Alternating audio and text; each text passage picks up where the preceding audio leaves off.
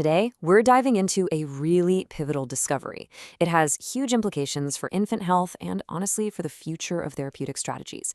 We're going to look at some compelling new evidence that suggests the social interactions babies have are a primary way they build their microbiome, a mechanism we could potentially learn from and even leverage. For decades, we've mostly just observed the infant microbiome develop. We've understood that it's important, sure, but we've pretty much left its formation up to chance. So the question we're facing now is a big one. What if we could move beyond just watching? What if we could actively and deliberately engineer a healthier start for every single infant? So, here's how we're going to break this down. First, we'll touch on the basics of the microbiome frontier. Then, we'll get right into the main event, uncovering social transmission.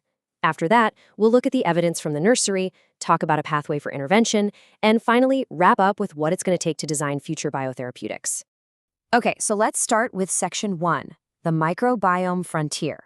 We need to set the stage here, just to make sure we're all on the same page about why this is such a critical foundation for health. It's no secret that the first few years of life are an incredibly important developmental window. We know the infant gut microbiome is absolutely fundamental for the immune system to mature properly, and it has these lasting ripple effects on our health.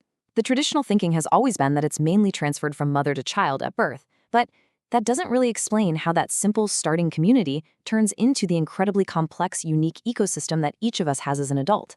That's been a huge gap in our understanding, until now.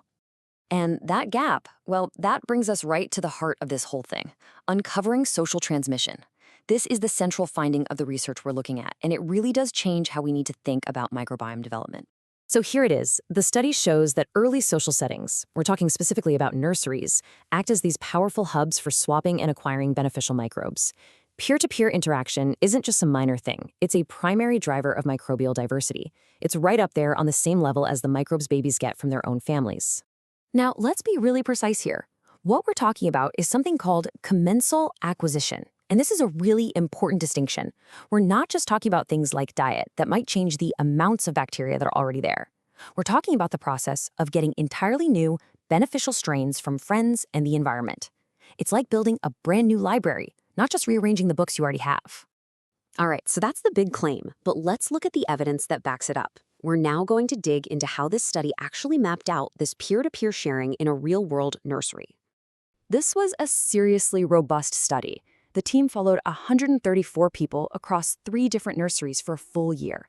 And they didn't just track the babies. They also tracked their parents, their siblings, and even their educators. By using high-resolution metagenomics, they could basically follow specific microbial strains like a GPS tracker, seeing exactly where they came from and where they went. And here's a perfect example of what they found. The study tracked a single strain of a really beneficial bacterium called Akkermansia muciniphila. It started with one mother and her baby. Then, suddenly, it pops up in a completely unrelated baby at the nursery. From that baby, it spreads to their family members, and in some cases, it even took over and replaced a strain that was already living there. It's a crystal clear chain of social transmission. When you zoom out and look at all the data together, it's even more powerful. Over just 3 months, the number of microbial strains a baby shared with their own family stayed pretty much the same.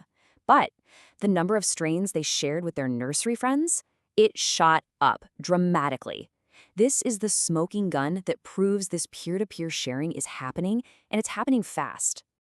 And other findings just kept reinforcing this. The microbial swapping was way more intense between babies who were in the same room.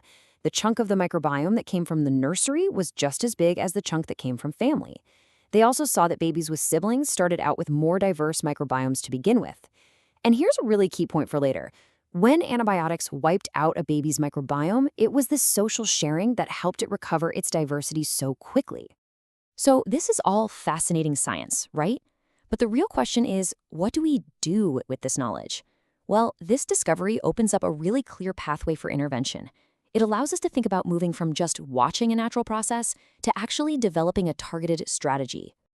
Just look at the contrast here. On the left, you have what's happening now, natural acquisition. It's totally uncontrolled, it's incidental, and it leads to really variable outcomes for different kids. But on the right, that's the opportunity this research presents, a targeted intervention that is controlled, deliberate, and designed from the ground up for optimized health outcomes. What this all boils down to is that nature is basically giving us a free proof of concept. It's demonstrating right in front of us a highly efficient delivery mechanism for beneficial microbes. It proves that the infant gut is ready and willing to accept new strains. Our job now is to figure out how to learn from this natural pathway and maybe even leverage it.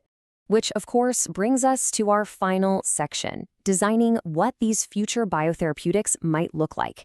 This is really the path forward, both for the scientists doing the work and for the regulatory bodies that will oversee it. The researchers themselves said it best in their paper.